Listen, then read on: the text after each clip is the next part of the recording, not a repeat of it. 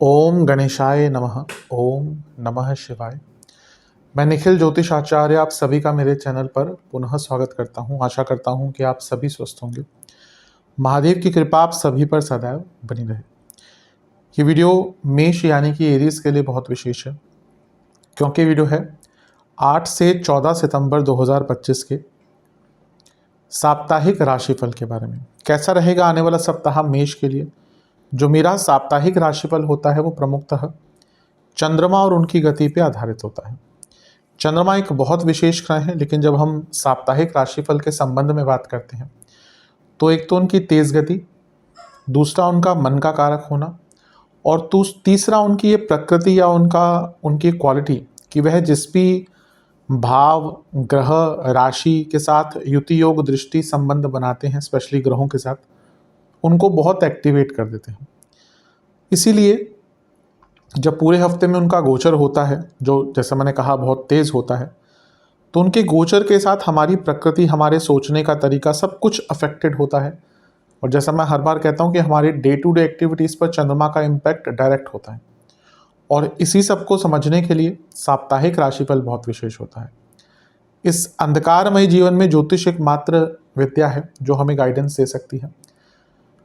ग्रहों की चाल को समझ कर अपने जीवन को उसके अनुरूप ढालना, इन सभी चीज़ों के लिए साप्ताहिक राशिफल बहुत विशेष होता है। यदि आपकी लग्न राशि या चंद्र राशि मेष है, दोनों ही गाइडेंस के लिए इस राशिफल को देख सकते हैं। जहाँ से आपको ज़्यादा सूट और रिलेट करता है वहाँ से ऑब्जर्व कीजिए। व्यक्तिगत तौर पे मेरा मानना है लग्न से देखेंगे तो अच्छा है। इनकेस नहीं पता है आपको अपनी लग्न राशि, तो आप अपनी चंद्र राशि से भी इसको देख सकते हैं। शुरू करते हैं। चंद्रमा 8 सितंबर को दिन के 3 बजे आपके 12वें घर में आ जाएंगे, यानी कि मीन में, और 10 सितंबर शाम के 4 बजे तक यहीं पे रहेंगे। चंद्रमा का 12वें घर में आना कोई बहुत विशेष तो नहीं माना जाता। ऊपर से यहाँ पे वो बहुत सारे ग्रहों के प्रभाव में भी हैं। शनि के साथ बैठे हैं और शनि वक्री हैं, और मंगल की दृष्टि है। चंद्र मंगल योग बन रहा है, ये तो अच्छा है, क्योंकि मंगल आपके लग्नेश हैं, चंद्रमा चतुर्थेश हैं। ये धन प्राप्ति के लिए अच्छा होता है, बड़े धन की प्राप्ति के लिए अच्छा होता है। जैसा मैं हर बार कहता हूँ, जो अनकन्वेंशनल कार्य करते हैं उनके लिए अच्छा होता है, क्योंकि चंद्रमा 12वें घर में बैठे हैं और चौथे घर के स्वामी हैं। चौथा भाव प्रॉपर्टी, 12वां घर व्यय, और मंगल की दृष्टि है उन पर, मंगल प्रॉपर्टी के कारक हैं। तो अगर आप अपनी कोई प्रॉपर्टी बेचना चाहते हैं तो उसके लिए भी बहुत अच्छा है। लेकिन यहाँ पर शनि वक्री हैं और चंद्रमा के साथ बैठे हैं तो विषदोष बन गया, यानी कि उदासीनता, नेगेटिव थॉट्स, और क्योंकि मंगल का प्रभाव भी है, यानी कि एग्रेशन बहुत ज़्यादा रहेगा। और क्योंकि मंगल अष्टमेश है और चंद्रमा विषदोष युक्त है, तो एक बहुत ज़्यादा अनिश्चितता, अपने ऊपर भरोसा कम, इनसिक्योरिटीज़, खर्चा बहुत ज़्यादा कर देना, और इवन सेहत भी खराब हो सकती है। तो ये चंद्रमा का 12वें घर में आना, थोड़ा सा मे बी आपका धन आदि आ जाए, विदेश से पैसा आ जाए, लेकिन जैसा मैंने कहा कि बाकी चीज़ों के लिए थोड़ा कष्टकारी अवश्य रहेगा। नेगेटिव सोच से बचिएगा, अपने आप को पॉजिटिव रखिएगा। क्योंकि चंद्रमा चौथे घर के स्वामी हैं, तो घर में भी कलह कलेश हो सकते हैं, और माता जी की तबीयत का भी आपको ध्यान देना है। नवांश कुंडली बता रही है कि अपने सपनों के पीछे भागिए, क्योंकि अभी यही हो रहा है कि जीवन में क्यों नकारात्मकता आ गई है, क्योंकि सपने नहीं हैं, सपनों के बारे में सोच नहीं रहे। सपने पूरे होंगे या नहीं वो अलग बात है। अधिकतम हमारे सारे सपने तो पूरे नहीं होते, लेकिन हमेशा उनके लिए लड़ना चाहिए, जो आप कहीं ना कहीं आप भूल गए हैं। दशांश कुंडली कह रही है कि कार्य क्षेत्र में अपनी गलतियों को सुधारने का प्रयास कीजिए।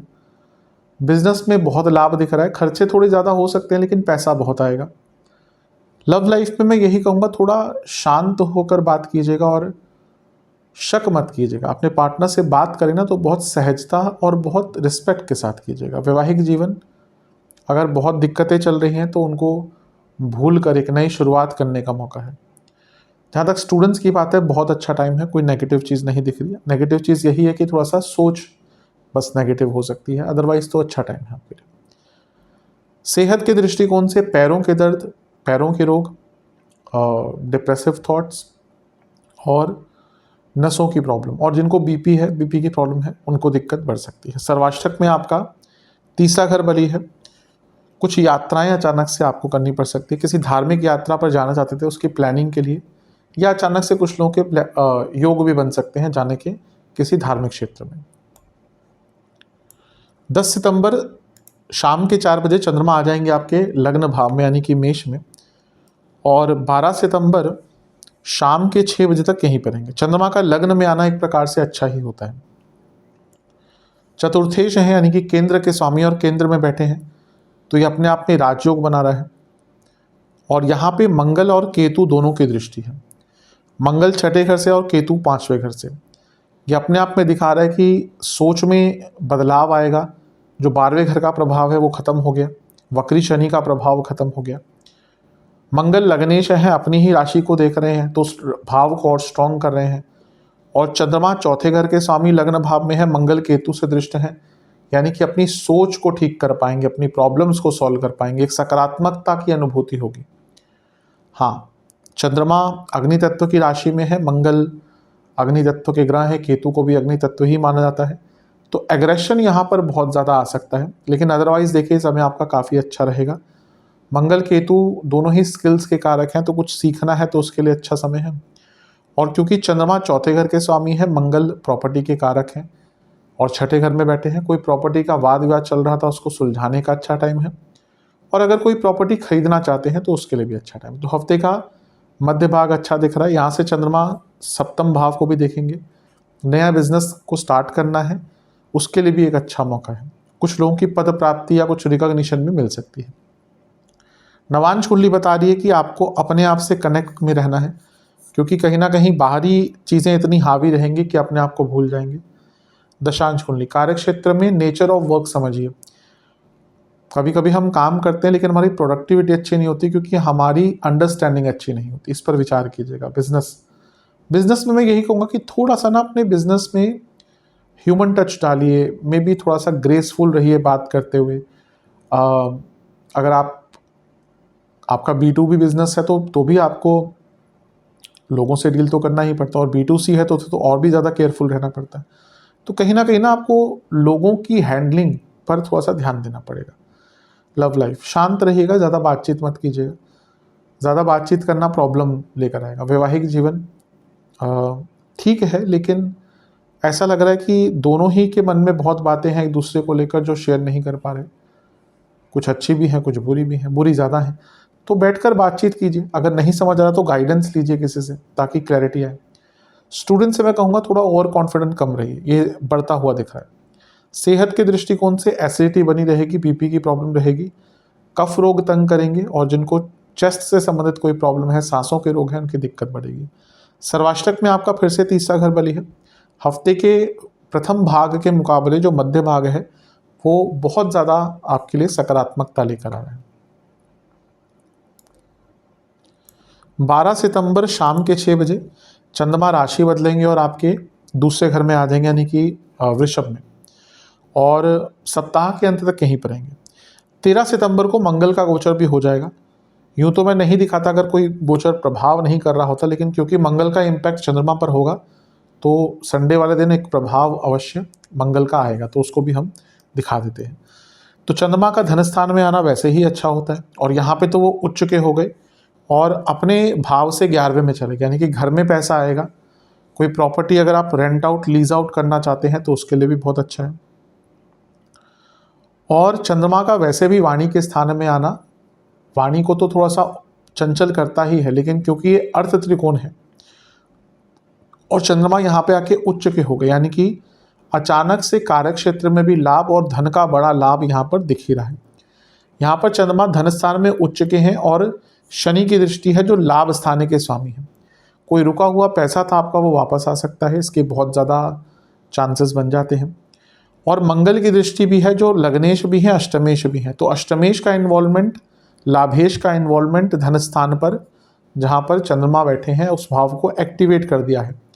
अचानक से बड़े धन का लाभ यहाँ पर होता हुआ दिख रहा है। स्पेकुलेटिव मार्केट से भी हो सकता है, और कोई पैसा आपका फंसा हुआ था वो पैसा भी आपका वापस आ सकता है। लेकिन जैसे मैंने अभी थोड़ी देर पहले कहा कि चंद्रमा वाणी के स्थान में है, और वाणी के स्थान में चंद्रमा जब आते हैं तो चंचलता बढ़ती है। और यहाँ पे तो चंद्रमा उच्च के भी हैं और मंगल शनि का प्रभाव भी है, तो वाणी की चंचलता बहुत रहेगी। अपने वाणी पर कंट्रोल बहुत करना पड़ेगा। अदरवाइज बहुत प्रॉब्लम्स यहाँ पे आ सकती हैं।